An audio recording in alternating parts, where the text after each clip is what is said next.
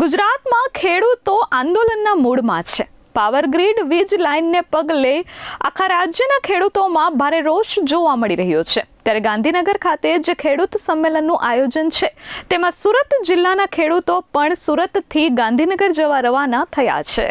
15 જૂન 2026ના રોજ ગાંધીનગરમાં ખેડૂત સંમેલનનું આયોજન કરવામાં આવ્યું છે। રાજ્યમાં જે પાવર ગ્રીડ વીજ લાઇન નાખવામાં આવી રહી છે તેનો વિરોધ ખેડૂતો કરી રહ્યા છે।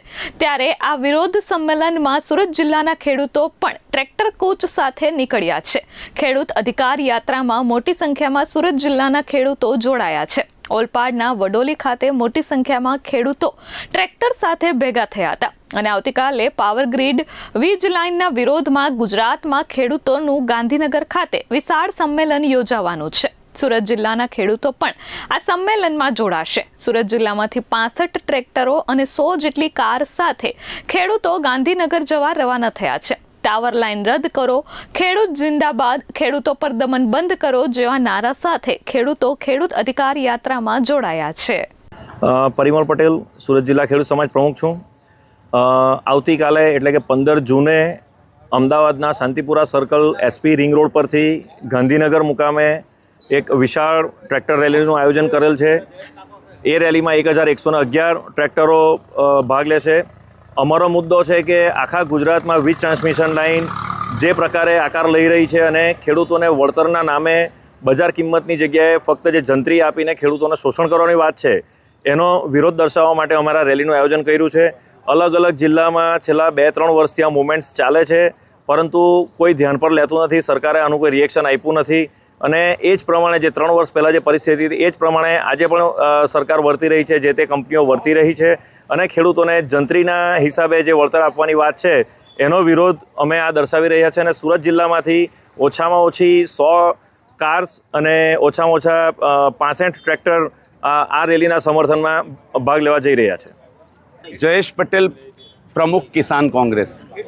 આવતીકાલે ગાંધીનગર ખાતે જે ખેડૂતોનું સંમેલન થવા જઈ રહ્યું છે અને 1 જ ધૂન 15 જૂન એ સૂત્ર સાથે અમે ખેડૂત અધિકાર યાત્રા લઈને આજે અમે સુરત જિલ્લાના ઓલપાડ તાલુકાના વડોલી ગામથી ટ્રેક્ટર, કારણ કે સવારે 10 વાગે અમારે ત્યાં પહોંચવાનું છે, એટલે ખેડૂતોના જે પ્રાણ પ્રશ્નો છે અને ખાસ કરીને ટાવર લાઇનના જે પ્રશ્નો છે એ વાતને લઈને અમે આજે અહીંયાથી નીકળીએ છીએ।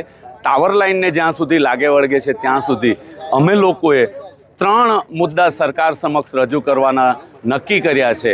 એટલે સરકાર એવી કોઈ નીતિ બનાવે જેને લઈને આ ટાવર લાઇનને લઈને કમ્પેન્સેશન મળે, જે જમીન સંપાદન કાયદાના જે પ્રાવધાન છે, બીજા રાજ્યો જે પ્રમાણે વળતર આપે છે બજાર કિંમતના 4 ગણા એ આપવામાં આવે, અથવા તો અમને ટાવર દીઠ 30,000 ભાડું આપવામાં આવે, અથવા જે આ બધું નક્કી થાય ત્યાં સુધી જો થાંભલા સરકારે ઊભા કરવા હોય અદાણી અંબાણીના તો અમને ટાવર દીઠ 2 કરોડ રૂપિયાનું વળતર આપવામાં આવે એ વાતને લઈને અમે સરકારને કહેવા જઈ રહ્યા છે। અમારા 5 મુદ્દા છે। આ ટાવર લાઇનનો છે, જમીન સંપાદનનો છે, ખેડૂતોના દેવા નાબૂદીનો છે, પશુપાલકોને દૂધના ઇન્સેન્ટિવનો છે અને વીજળી મફત મળે અથવા તો હોર્સ પાવર દીઠ મળે એ પ્રકારના અમારા 5 મુદ્દા લઈને આજે સરકારને અમે આવેદન આવતીકાલે આપવાના છે।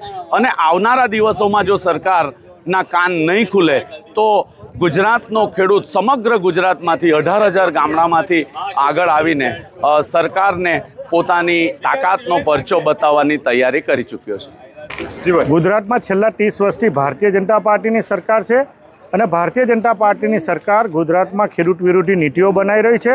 છેલ્લા ઘણા સમયથી ગુજરાતના તમામ વિસ્તારના ખેડૂતો પોષણક્ષમ ભાવ માટે ખાતરનો જે ભાવ વધારો છે એની સામે લડત ચલાવી રહ્યા છે। દક્ષિણ ગુજરાતમાં અને સમગ્ર ગુજરાતમાં પાવર ગ્રીડની જે વિવિધ લાઇનો જઈ રહી છે એમાં પણ મોટા પાયે ભ્રષ્ટાચાર કરીને ખેડૂતોને જે વળતર મળવું જોઈએ, વળતરને જમીન સંપાદનના કાયદામાં પણ એનો દુરુપયોગ કરી રહ્યા છે। અદાણી અને અંબાણીને સાથે રાખીને સમગ્ર ગુજરાતની ફળદ્રુપ જમીનને નુકસાન કરવાનું કામ કરી રહ્યા છે। આ અનુસંધાનમાં આવતીકાલે ગુજરાતમાં ગાંધીનગર ખાતે મોટી સંખ્યામાં સમગ્ર ગુજરાતના ખેડૂતો ભેગા થવાના છે પોતાના હક અને અધિકાર માટે। એ અનુસંધાનમાં દક્ષિણ ગુજરાતના તમામ જિલ્લાઓમાંથી લગભગ 2000થી વધુ ખેડૂતો ભાગ લેવાના છે અને એની શરૂઆતના ભાગરૂપે સુરત જિલ્લાના ઓલપાડ તાલુકાના વલોલી વાઘથી આજે કોંગ્રેસ સમર્થન કિસાન સંઘર્ષ યાત્રા સાથે સહકારી આગેવાનો, સામાજિક આગેવાનો, ખેડૂત સમાજના આગેવાનો ભેગા થઈને પોતાના અધિકારની લડતની શરૂઆત આજે વલોલી ખાતે કરી રહ્યા છે. Bureau report S24 news Olpad.